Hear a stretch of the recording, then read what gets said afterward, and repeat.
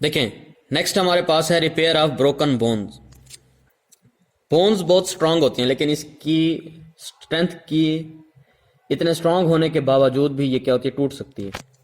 देखें, repair of broken bone है, despite remarkable strength, इस कदर सख्त होने के बावजूद द बोन्स में ब्रेक, जो हड्डियां हैं वो टूट सकती हैं। ड्यूरिंग यूथ, जवानी में क्या हो सकता है जनाब, मोस्ट फ्रैक्चर्स रिजल्ट फ्रॉम, अब ये काजेज बता रहा है, रिजल्ट फ्रॉम जहां भी आता है इसका मतलब क्या है, वो काजेज डिस्क्राइब कर रहा होगा।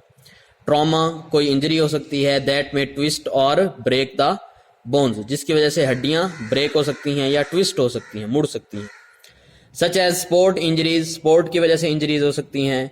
ऑटोमोबाइल एक्सीडेंट हो सकते हैं, किसी गाड़ी के साथ एक्सीडेंट हो, फॉल्स हो या बंदा गिर सकता है किसी जगह से, ये जवानी के हैं।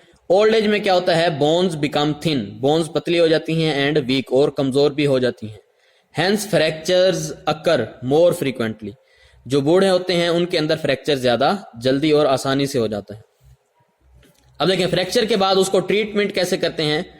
A fracture is treated by reduction followed by realignment, कि आपने रिडक्शन करनी है, मतलब दोनों हड्डियों को एक दूसरे के करीब लाना है, और रीअलाइनमेंट से क्या मुराद है, उनको अपनी ओरिजिनल शेप में एक दूसरे के साथ जोड़ देना है। ठीक हो गया ना, of the broken bone. Realignment क्या है, अलाइन कर देना है उनको उसी प्लेन में, उसी तरतीब में जहां वो, जैसे वो पहले थी उसी तरह जोड़ देना। अब रिडक्शन है कि आपने उनको करीब कैसे लाना है। ठीक हो गया ना, क्योंकि जब हड्डी टूट जाती है तो हड्डियों के साथ मसल अटैच होते हैं, तो एक हड्डी किसी दूसरी तरफ खींची चली जाती है और दूसरा जो होता है उसका पार्ट वो दूसरी तरफ चला जाता होता है। ठीक हो गया ना। देखें, यहां हमारे पास डायग्राम है कि जब फ्रैक्चर होता है उस वक्त स्ट्रेट है बोन, लेकिन फ्रैक्चर के बाद इसकी जो डायरेक्शन है बोन के पार्ट की वो दूसरी तरफ हो गई है, और इसके बोन के पार्ट की डायरेक्शन दूसरी तरफ हो गई है। ठीक हो गया ना। इस तरह ये डिफरेंट टाइप हो जाता है। जब इनको हम खींच कर दोबारा करीब लेकर आएंगे उसको रिडक्शन कहेंगे, और जब इनको जोड़ दिया है आपस में उनको रीअलाइनमेंट कहेंगे। डिफरेंस समझ आ गया। अब देखें, रिडक्शन है, इन्हें करीब कैसे लेकर आएंगे, उसके दो तरीके हैं, एक क्लोज्ड कहलाता है और एक ओपन कहलाता है। क्लोज के अंदर क्या होगा, हम ऑपरेट नहीं करते हो, ठीक है, कि जो हड्डी है हम किसी के पास लेकर जाते हैं, वो हड्डी को बाहर से ही, मतलब बॉडी को खोले बगैर ही वहीं से ही उसको सेट कर देता है, उसको क्लोज्ड कहते हैं। In closed reduction the bone end is coaxed back, खींच कर वापस लाया जाता है टू देयर नॉर्मल पोजीशन। ठीक हो गया ना, बाय द फिजिशियन हैंड, वो अपने हाथ से ही ये सारा काम कर रहा होता है।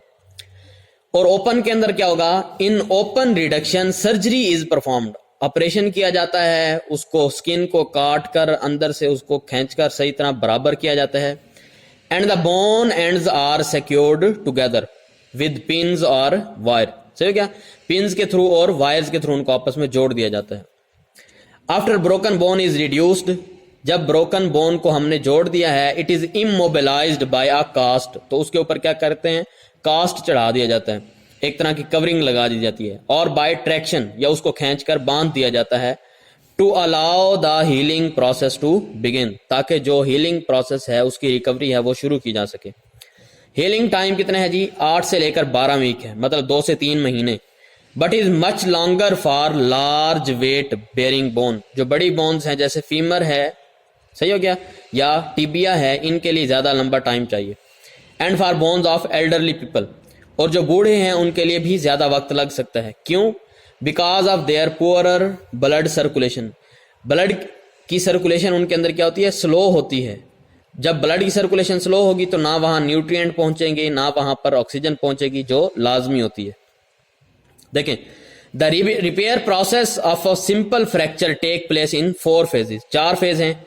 पहला फेज क्या होगा, हीमाटोमा फॉर्मेशन है, कि जब हड्डी टूटेगी, हड्डी के अंदर ब्लड वेसल्स भी होती हैं, नर्व्स भी होती हैं, तो वो क्या होगी, ब्लड वेसल फट जाएंगी, तो उसकी वजह से वहां पर सारा ब्लड होगा, सारा ब्लड क्लॉट जो हो जाएगा, तो उसकी वजह से वो जगह फूल जाती होती है। ठीक हो गया ना, उसको कहते हैं हीमाटोमा फॉर्मेशन। देखें, ये हड्डी थी, उसके अंदर फ्रैक्चर हुआ, ये टूट गई, उसके इर्द गिर्द सारा क्या होता है, ब्लड वगैरह इकट्ठा हो जाता है, वो जगह सूज जाती होती है। ठीक हो गया ना, ये क्या कहलाएगा, हीमाटोमा फॉर्मेशन है, मतलब वहां पर ब्लड सारा फैला हुआ है, अंदर ही अंदर। When a bone break, the blood vessel in the bone itself and perhaps in the surrounding are torn. Blood vessel फट जाती है, resulting hemorrhage. Hemorrhage क्या है? ब्लड वहां पर मौजूद हो जाता है, मतलब ब्लड जो है वहां वेसल से निकलकर बाहर फैलने लग जाता है। As a result, a hematoma. Hematoma क्या है? A mass of clotted blood. जमा हुआ जो खून है वो क्या होता है? बन जाता है। Forms at the fracture site, जहां पर फ्रैक्चर हुआ है। Soon after, उसके बाद bone cell deprived of food. अब वहां पर ब्लड वेसल नहीं है, बाहर से ब्लड नहीं आ रहा, तो बोन सेल्स के पास फूड की कमी क्या हो जाएगी? कमी हो जाएगी। डिप्राइव्ड ऑफ फूड, फूड से वो आरी हो जाते हैं, खाली हो जाते हैं। बिगिन टू डाई, उनकी डेथ होने लग जाती है। And the tissue at the fracture site become swollen, और जो फ्रैक्चर साइट है वहां पर जो टिश्यू है वो क्या हो जाते हैं? स्वेल कर जाते हैं, फूल जाते हैं। एंड हेंस पेनफुल, और वहां पर दर्द होना शुरू हो जाता है क्योंकि नर्व्स भी वहां मौजूद है। नेक्स्ट है कैलस फॉर्मेशन। जब हमने उसको खींचकर बांध दिया है, उनको आपस में जोड़ दिया है, तो तब वहां पर क्या होगा? कैलस फॉर्मेशन होगी। कैलस कहते हैं नए सेल्स को वहां पर बनना शुरू हो जाते हैं। नेक्स्ट क्या है?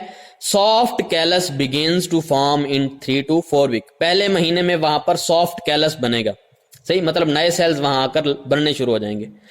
कैपिलरीज वहां पर नहीं बनेगी। Grow into the haematoma and clear of the debris. Haematoma क्या था? क्लॉटेड ब्लड था, मतलब ये सारा क्या है? गंदमंद है वहां पर, तो इसको क्या किया जाएगा? वहां से साफ किया जाएगा। Fibroblast and osteoblast migrate. Osteoblast क्या थे? शुरू में हमने देखा था ये ऐसे सेल हैं जो ब्लड फॉर्म बोन की फॉर्मेशन में हेल्प कर रहे थे। ऑस्टियोब्लास्ट क्या है? बोन फॉर्मिंग सेल्स थे, सही हो गया। और फाइब्रोब्लास्ट भी इसी तरह के सेल्स हैं। माइग्रेट वहां पर आते हैं into the fracture site and begin to construct bone. Bone को कंस्ट्रक्ट करने लग जाते हैं। हमने शुरू में भी देखा था बोन के 2 पार्ट थे। एक था सॉफ्ट वाला पार्ट जिसको हम क्या कहते हैं? कोलेजन पार्ट है, ठीक हो गया। इसको मैट्रिक्स भी कहते होते हैं। जब ये कोलेजन बन जाता है उस जगह पर, उसको कहते हैं सॉफ्ट कैलस, ठीक हो गया। ये देखें, ये हमारे पास डायग्राम है। जब जो टूट गई थी हड्डी, जब उसको हम जोड़ देंगे तो इस जगह पर क्या होगा? सॉफ्ट कैलस बनना शुरू हो जाता है, ठीक हो गया। ये कोलेजन यहां आकर अटैच होने लग जाता है। उसके नेक्स्ट फेज में क्या होगा? जब कोलेजन बन गया है तो यहां पर कैल्शियम आकर डिपॉजिट होना शुरू हो जाएगा। जैसे ही कैल्शियम आकर डिपॉजिट होगा तो ये क्या कर देगा? बोन को हार्ड कर देगा। बोन उसी तरह नॉर्मल अपनी ओरिजिनल शेप में हार्ड हो जाएगी। उसके नेक्स्ट है bony callus formation. Osteoblast and osteoclast. Osteoclast भी बोन के सेल्स हैं, सही हो गया ना, जो बोन को डिसॉल्व कर देते हैं। कंटिन्यू टू माइग्रेट, वहां आते रहेंगे इनवर्ड। मल्टीप्लाई रैपिडली, जल्दी जल्दी से डिवाइड होते रहते हैं, नए बनते रहते हैं। And gradually convert the soft callus into bony callus. Soft को बोनी कैलस में कन्वर्ट कर दें। बोनी में कैसे कन्वर्ट होगा? वहां पर कैल्शियम डिपॉजिट होने लग जाता है, कैल्शियम, फास्फेट, इस तरह की चीजें। Bone formation begins 3 to 4 weeks after injury. ठीक है, 1 महीने के बाद तकरीबन अगर जख्म हुआ तो ये दोबारा बनना शुरू हो जाती है। And continues until a firm bony union is form, कि वहां पर एक मजबूत सा बोन वाला यूनियन बन चुका है, ठीक हो गया। Within 2 to 3 months later, 2 से 3 महीने तक। अब आखिरी फेज है, उसके अंदर क्या है? रीमॉडलिंग होती है। बोन जो हमारे पास बन गई है, अब देखें यहां पर बोन में आपको क्या नजर आ रहा है? जो नई बोन बनी है उसके इर्द गिर्द काफी सारा मटेरियल है, सही। ये बिल्कुल वैसे नहीं है जो ओरिजिनल थी। अब क्या होता है, इसको ओरिजिनल फॉर्म में लेकर आना। जैसे वो बिल्कुल स्ट्रेट है बोन, बिल्कुल उसी तरह हो जाएगी कि यहां पर कोई भी जख्म का निशान नजर नहीं आएगा। इसको कहते हैं रीमॉडलिंग, ठीक हो गया। क्योंकि जो सेल्स होते हैं उनके पास न्यूक्लियस के अंदर इंफॉर्मेशन होती है, उनको पता होता है कि बोन की शेप किस तरह की है। तो सेल्स आते रहेंगे, जो एडिशनल एरिया है उसको वहां से काट कर अलग कर देंगे और बोन को बिल्कुल ओरिजिनल की तरह बना देंगे। इसको कहते हैं रीमॉडलिंग।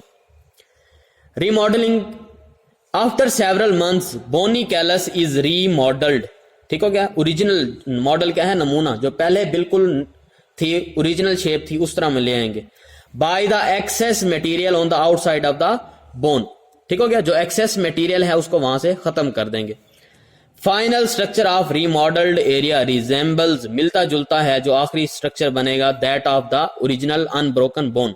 तो अब ये क्या होगा? जैसे ओरिजिनल बोन थी टूटने से पहले उस तरह बिल्कुल हो जाएगी। Because it responds to the same set of mechanical stimuli, कि जो स्टिमुलस है उसको बनाने का वो वही ओरिजिनल ही है जो पहले से जो न्यूक्लियस है उसके अंदर सेव होता है, सेल्स के अंदर, जो ब्रेन के अंदर ऑलरेडी क्या होता है, सेव होता है। ठीक हो गया। देखिए 4 इसके हैं। हीमाटोमा फॉर्मेशन है कि वहां पर ब्लड वेसल फट जाएंगी और उसकी वजह से सारा ब्लड फैल जाएगा, क्लॉटेड ब्लड होगा। नेक्स्ट क्या होगा, कैलस फॉर्मेशन है, मतलब एक टेम्परेरी आर्जी तौर पर उनके दरमियान लिंक बनता है, सॉफ्ट सा, सही हो गया।